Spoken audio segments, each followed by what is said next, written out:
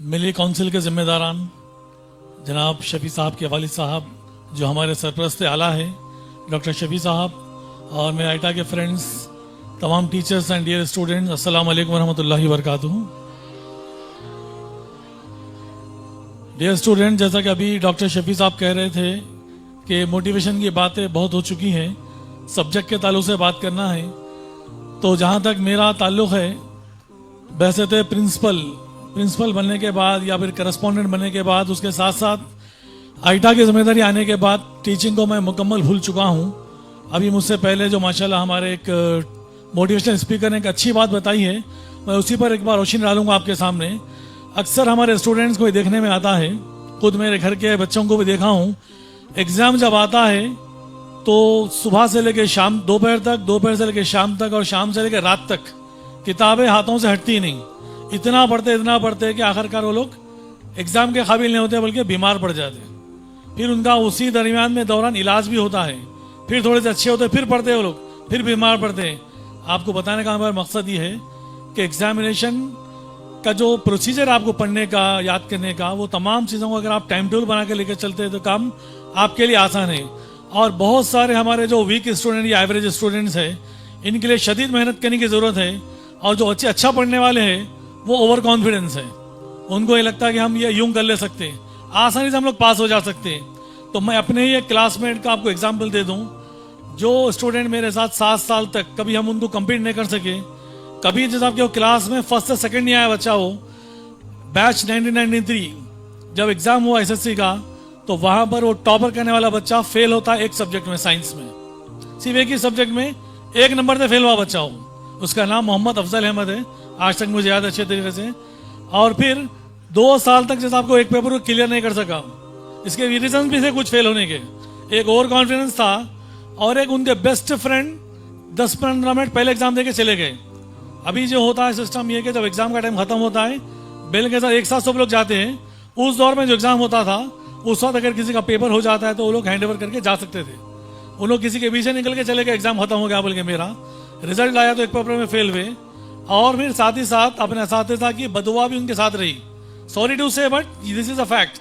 बदुआ में उन्होंने ये अल्फाज कहा था, वो अल्फाज मैं रिपीट कर रहा हूँ क्योंकि हम लोग साथ में बैठने वाले थे।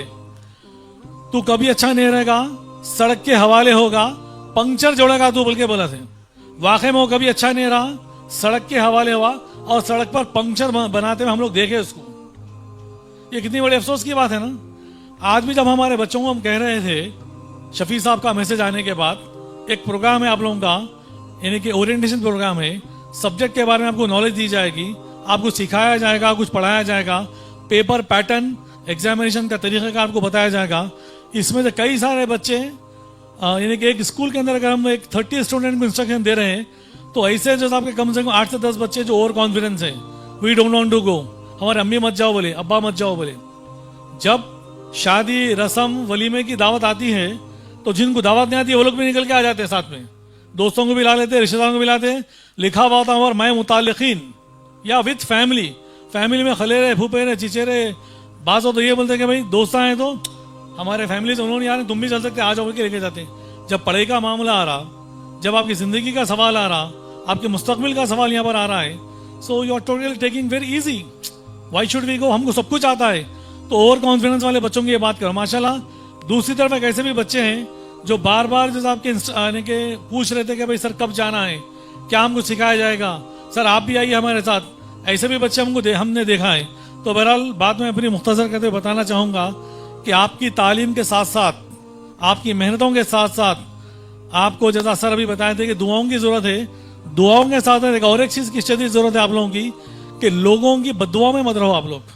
अक्सर देखने में आता है कुछ बच्चे ओवर एक्टिंग करने की वजह से, हद से ज़्यादा शरारत करने की वजह से, अपनी ताकत की वजह से, माँ बाप के असर रसूख की वजह से, बहुत सारे ऐसे रीजन है इसकी वजह से वो लोग इतने ज़्यादा ओवर कॉन्फिडेंस हो जाते हैं कि अपने टीचर को वो लोग गिरा कर देखते हैं। कई मरतबा स्कूल में लाकर उनसे बहस तकरार करते हैं, कई मरतबा उनको जलील व रुसवा करते हैं। तो मैं बताना चाहूँगा, जिसकी मैं मिसाल दी आपको अफजल अहमद की, इतना टैलेंट था उसके पास, अगर वो पढ़ता तो शायद साइंटिस्ट या डॉक्टर बनता था कम से कम। लेकिन वो बच्चा हकीकत में आज भी वो जो आपके एक मजदूरी का काम कर रहा है। तो मैं आपको बताना चाहूँगा, दुआ के लेने के साथ साथ टीचर्स की खासकर बदुआओं से बचिए आप। स्कूल में काम करने वाले हर वो शख्स की बददुआ से बचिए, घरों में माँ बाप की बददुआ से बचिए, और ख़ानदान में जो आपके रिश्ते हैं ना उनके पास जाइए, कभी ताई के पास, ताया के पास, दादा ताई के पास, नाना नानी के पास, उनसे मिलिए, उनसे कहिए दुआ के लिए और उनकी खिदमत करिए आप, तब जाकर जैसा कि आपको ये तमाम चीज़ें हासिल होने वाली है। तो बहरहाल शायद मेरी बात लंबी हो रही, एक शेर के साथ मैं भी बात ख़त्म करूँ। तमन्ना दर्द दिल की हो तो कर खिदमत फ़कीरों की। यहाँ फ़कीरों की ज़रूरत नहीं है, जो घर में है और स्कूल में उनकी खिदमत कर लीजिए खाली आप। तमन्ना दर्द दिल की हो तो कर खिदमत फ़कीरों की, नहीं मिलते ये गौहर बादशाहों के खजीनों में। Thank you very much. अस्सलाम वालेकुम रहमतुल्लाहि व बरकातहू।